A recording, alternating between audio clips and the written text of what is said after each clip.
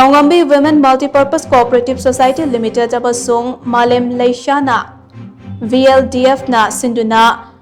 Heingang CD Block ki manung channa Luwangsangbam Da Leiba Srivan Higher Secondary School the Back to School campaign Pangthokhre Manipur State Rural Livelihood Mission na promote tawduna pangthokpa campaign aduga mari leinana MSRLM Imphal East District ki District Mission Manager and Basantana Hai MSRLM na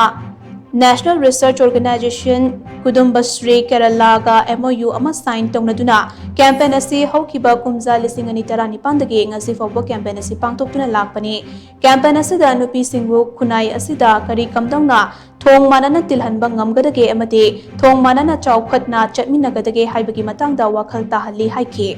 Panba yabade Back to School campaign asi Imphal East District ki oina tha asigi tara taretagi hokibani district asigi oina puna VLF chama humpu leiriba asida makhatana campaign asi pangthokadoribani Malisa koi cluster level federation Nepal nai makoi makha leiriba village level federation singa loinana koi campaign di makha sum koi date 17 dagi hauraga hojibau da mathang chathajaragli aduga ngasi je koi marirak suba campaign ni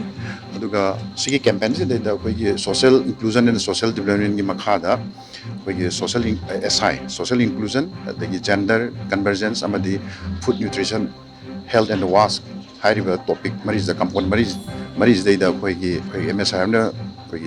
develop to give gathers koi celebrity member ayam mangak tani koi na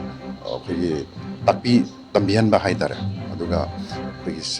celebrity members sing je pasana gyan ta halaga koi na